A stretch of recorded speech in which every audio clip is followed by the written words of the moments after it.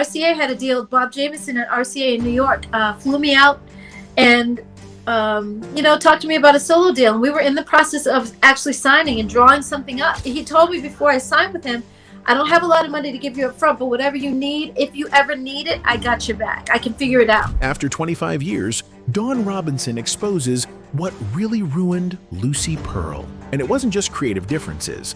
One minute she was the powerhouse voice fans loved. The next, bills piled up. Her mortgage went unpaid. The bank started calling. She begged Raphael Saadiq for help. He promised support, but walked away, leaving her broke and homeless. I love my mom, but she became very angry. And a lot of her anger she was taking out on me, and I was her target all the time. And I was like, I can't deal with this. And when she turned on the TV, her replacement was already performing, with no one telling her a thing. This wasn't just a breakup, it was sabotage. Her mother and I talked, actually, we just talked yesterday. She'd never put her out. She'd never put her daughter in the streets. There's no argument she could have with Barbara Jean that she could ever view as aggressive or mean-spirited. Behind the scenes, alleged jealousy, money games, and betrayal tore the group apart. And now, after 2 decades, Dawn is telling everything. Dawn Robinson once had big dreams when she joined the music group Lucy Pearl.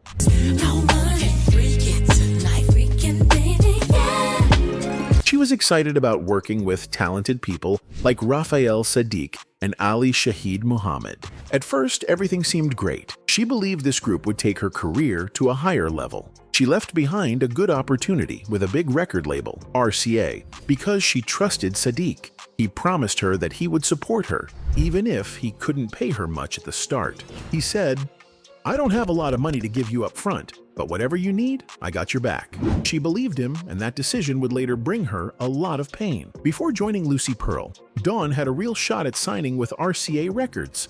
He told me before I signed with him, I don't have a lot of money to give you up front, but whatever you need, if you ever need it, I got your back. I can figure it out. The offer from RCA was serious. They even flew her out to New York to talk about it. Bob Jameson, a top person at RCA, personally met with her. It was a strong deal, and she could have had a solid solo career. But at the same time, Lucy Pearl was forming. Raphael Saadiq was putting the group together and convinced Dawn to join. He made her feel like they would build something amazing together. So, she said no to RCA and chose Lucy Pearl instead. She didn't ask many questions. She didn't even check the contract closely. She trusted Sadiq and believed in the group's future. But things quickly started to fall apart. The Lucy Pearl album was supposed to be finished and released by June, but by November, there was still no album out. That delay was a big problem for Dawn. And plus, the album is not out yet. Right. You know that we're struggling right now because financially, I can only come to you. You are my record label. I signed to Raphael's label. She was living in her own house, and she had to pay the mortgage every month. The bank started calling her, saying she was late with her payments. She was in trouble. She needed help. She thought Sadiq would keep his word, so she called him and asked for just $1,500 to help with her mortgage. I lost my house in the process because we were supposed to put our album out in June. Are you serious? Here we are in November.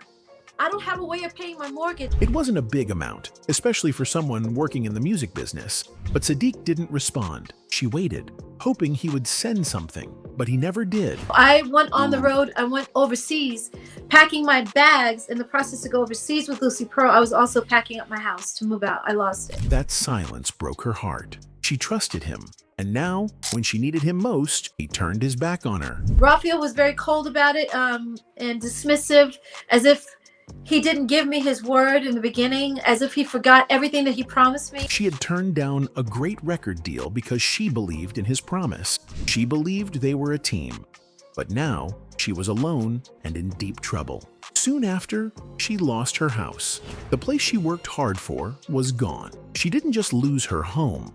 She lost her trust in people she once called friends. It wasn't just about money anymore. It was about broken trust, false promises, and a dream that was slipping away. When Lucy Pearl finally released music and started selling records, Dawn thought she would finally get paid. After all, she had worked hard and put her heart into the project, but according to her, she got almost nothing. She was shocked. She had expected some return after all the struggle, but it didn't happen. I came to him and I said, look, the album's not out. Here's July. I need help. And he's like, well, I don't know what to tell you. Every man for himself. Later, she admitted that she never read the full details of her contract. She trusted Sadiq and didn't think he would let her down. But in the end, that trust cost her. She felt like she was taken advantage of. Money wasn't the only problem Dawn faced in the group. She also noticed something else: jealousy. She was the only woman in the group, and that made her stand out. Fans and media gave her a lot of attention, but instead of feeling happy for her, some people in the group didn't like it. She started to feel that her presence was causing tension. Instead of working as a team, it started to feel like a competition. The energy changed. The support she expected wasn't there anymore. Dawn tried to keep things together. She didn't want drama. She wanted the group to focus on success and earning money. But things kept getting worse. One day, she was standing next to Sadiq and Ali, waiting for a media interview. Suddenly, someone stepped between her and Sadiq. Then, without saying a word, Sadiq walked away. That small moment told her everything she needed to know. She looked at Ali and said, "We're done." She realized then that the group was falling apart and nothing she did could fix it. Dawn didn't want people to think she was being difficult or causing problems. She cared about her work and her fans. But after being ignored, underpaid, and disrespected, she felt like she had no choice but to leave. She gave it her best, but she couldn't stay in a place where she wasn't valued. Joy later replaced her in the group. Looking back, Dawn has said she regrets not reading her contract more carefully. She regrets turning down the RCA deal, which could have given her more freedom and success. RCA had a deal. Bob Jameson at RCA in New York flew me out and talked to me about a solo deal. And we were in the process of actually signing and drawing something up. But most of all, she regrets trusting people who didn't keep their word. In interviews, she has spoken openly about her experience, and many fans were shocked by how badly she was treated. She wanted to speak her truth, not to start drama, but to help others learn from her story. One of the biggest issues was the lack of honesty and clear communication. Dawn found out she was replaced in the group, not from the group itself, but from a reporter. That's right, no one from the group called her or told her anything.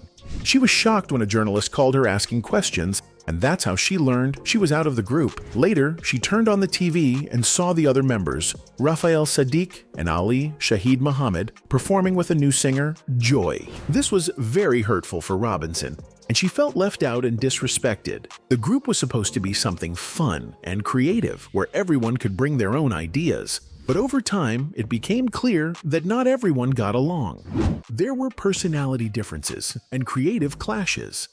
Some people wanted one thing, and others wanted something else.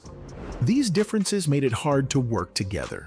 Instead of talking things out, problems were left to grow, and this made things worse. People in the group started to disagree more often, and the trust between them started to break. Even though they were making good music, the bad feelings behind the scenes made it difficult to keep going as a team. In November 2000, the group appeared on a popular TV show called 106 in Park. That's when they introduced the new singer, Joy. They also shared a new music video for their song, Without You. Can't talk, what can I do without you? I can't eat. This was a surprise to many fans who didn't know Dawn Robinson was no longer in the group. After their final single, You, came out, the group broke up in late 2001.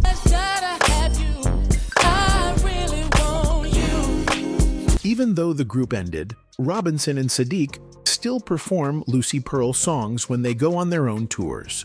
It shows that the music was still loved, even if the group couldn't stay together. In 2009, there was an effort to bring the group back together, but it didn't work. One of the members, Muhammad, took legal action and sued Sadiq. That added even more problems. Robinson also said no to the reunion. She said Sadiq was hard to work with and had caused her a lot of pain in the past. She said he refused to release their album in 1999, and because of that, she lost her home. That's something very serious. She also believed that Sadiq was jealous of her and Muhammad, and that made it impossible to work together again. She She explained that the group was only supposed to make one album and tour, then go their separate ways. But the way things ended, especially how she was replaced without being told, left a bad memory. Seeing her former group mates on TV with someone else and learning about it from the media instead of them was a painful experience she will never forget. Dawn started singing on her own again. She began performing at private events, singing songs she had done before with En Vogue and also with Lucy Pearl. She did not want to give up on music. She wanted to keep her voice alive and stay close to her fans. Many people still loved her and wanted to hear her sing. Even though she was not part of a big group at that time, she stayed busy and kept performing. Later that same year, something special happened. She joined En Vogue again for a short time. It was for a performance at the BET Awards. They shared the stage with other famous female singers like Alicia Keys, SWV, and TLC. I'm bringing to the stage some of my favorite girl groups, the best that's ever done it. It wouldn't be right without TLC. The audience was very happy because it had been a long time since they saw all of the En Vogue ladies together on stage. It felt like a powerful moment for fans of the group. In 2009, Dawn officially came back to En Vogue. The group was celebrating their 20th anniversary with a tour. They traveled to many places singing their old hits. Fans were excited to see the group performing together again after so many years. The shows were filled with love and energy. People felt like En Vogue was finally back. In 2010, the group even appeared on the cover of Jet magazine. This made fans think that new music might be coming soon. Everyone hoped that this reunion would last for a long time. But sadly, things started to go wrong again. When the tour ended, Dawn decided not to join the group in recording a new album. The other members wanted to release the album in 2011, but Dawn could not agree on the business side of things. Because of that, she stepped away again. On September 26, 2011, the other three ladies, Terry Ellis, Cindy Herron, and Maxine Jones, released a new song called I'll Cry Later without Dawn.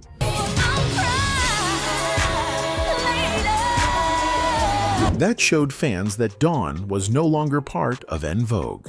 Almost a year later, on October 17, 2012, Dawn and Maxine spoke on Access Hollywood. They talked about the problems in the group. They said that bad contracts and bad management made things very hard for them. These issues kept coming back and stopping the group from staying together. In October 2012, Dawn and Maxine started a new group called Heirs to the Throne. Were all the girls frustrated about the money? No, it was mainly Dawn and I. Yeah. You said Cindy and Terry were They fine. were fine with it. Yeah. They really were. They didn't want to negotiate. They made a website and opened social media pages. They wanted to build something fresh and new. They performed at different places, hoping people would support them. But their time together didn't last long. In 2013, they broke up. After that, Maxine started another group and called it En Vogue to the max. This made the other original members, Cindy and Terry, very upset. They sued Maxine because they believed she had no right to use the En Vogue name. They asked for $1 million. Oh my gosh, life was lifing and I had to deal with it like we all do. I'm glad to be back. Since March 2022, Dawn has been living in her car. This may sound strange to some people, but for her, it was the right thing to do. She didn't just end up in her car because of bad luck or money problems. She made this choice on purpose. Dawn wanted peace and freedom. She needed a place where no one could tell her what to do. She felt tired of being around people who tried to control her. Living in her car gave her time to think and be alone. It was not easy, but she felt it helped her understand herself better. She learned what she truly wanted in life. When I first started this channel, I knew that I was going to talk about this episode. This was one of the topics that I wanted to discuss. And people are like back and forth with me over this whole time, like, well, you shouldn't talk about it. Her story goes back to the year 2020. That was when she moved in with her parents in Las Vegas. At first, it felt like the right thing to do. Living with family seemed like it would be peaceful. But after a while, things started to change. Her relationship with her mother became difficult. Even though she loved her mother, They started to argue a lot. Her mother often got angry, and Dawn felt like she was always the one being blamed. She didn't know what she did wrong, but she could feel the tension every day. It started to hurt her heart. She tried to fix things, but nothing worked. I love my mom, but she became very angry.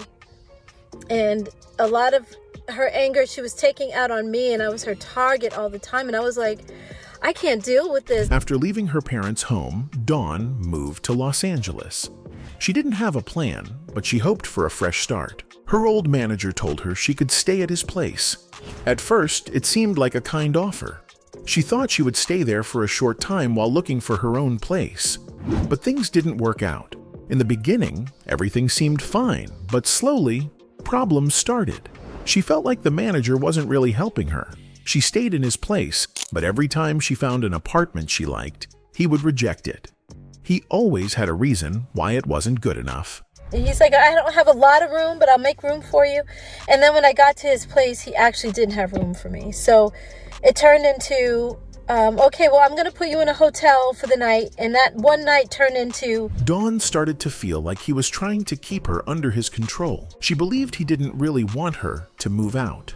Sometimes people want to trap you and keep you in a situation where you're weak and need them, she said. That's how she felt. She began to understand that some people don't want to help. They want power over others. She saw that he was not making her life better, just keeping her stuck.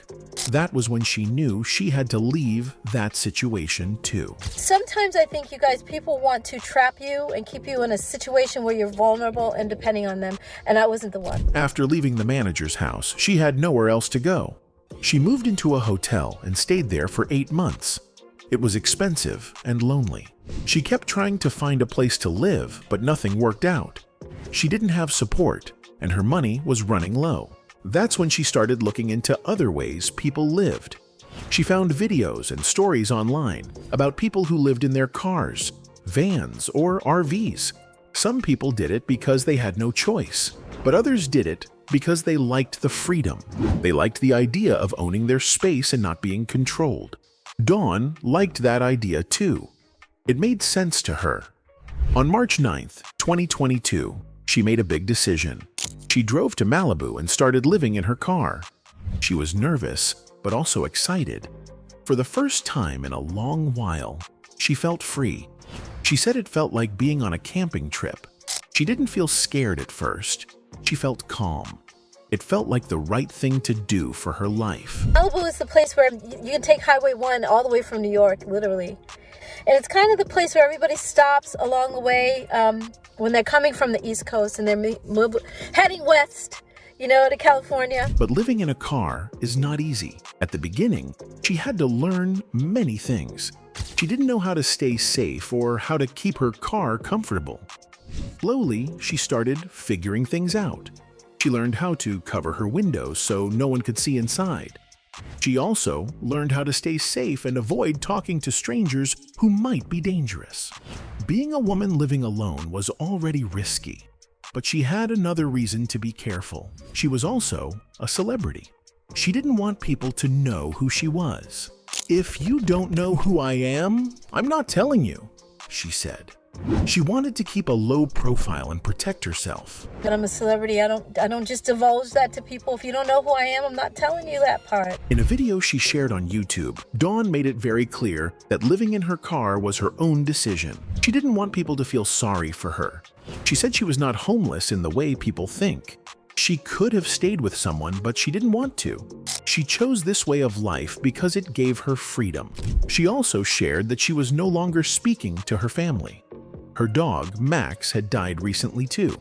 Max had been her best friend and stayed with her in the car. After his death, she felt completely alone, but still, she didn't want pity. She wanted people to see her story in a different way. This is not a sad story. It's not, "Oh no, poor Dawn." That's not what this is about, she said. "I'm learning about myself. I'm learning who I am as a woman and as a person." For Dawn, this life gave her time to grow and to think. She didn't need a big house or a fancy life. She just needed peace and space to understand herself. This is about me just minding my own damn business the other day and seeing a video come up on my feed, and then a bunch of other people texting me the same video of my ex-wife, the woman that I Dawn Robinson's ex-husband, Andre Dre Allen, wants to help her get back on her feet. After hearing that she had been living in her car for 3 years, he felt very sad. He used to be married to her from 2003 to 2010, and even though they are no longer together, he still cares about her. In an interview with TMZ Hip Hop, Allen said he wanted to help Robinson find a stable job. He works in the hospitality business, and he thinks she could do very well in that field too.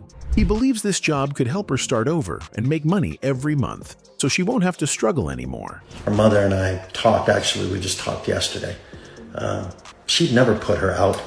She'd never put her daughter in the streets. There's no argument she could have with Barbara Jean. Allen has a full-time job in the hospitality industry, and he said there's a spot for Robinson in sales. He explained that Robinson has a warm and friendly personality, which is perfect for sales. She knows how to talk to people, and people like her energy. Allen said the music business is not paying her what she's really worth, and it can be very hard to survive on that alone.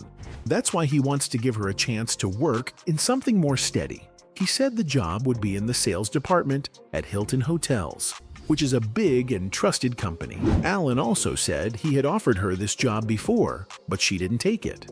Now, he's hoping she will say yes. He said the job comes with free medical insurance starting from day one. She would also get paid time off, which means she can still work on her music while having a regular paycheck. Allen does not want to see her suffer. He truly believes she has talent and charm, and this job could help her live better and feel safe again.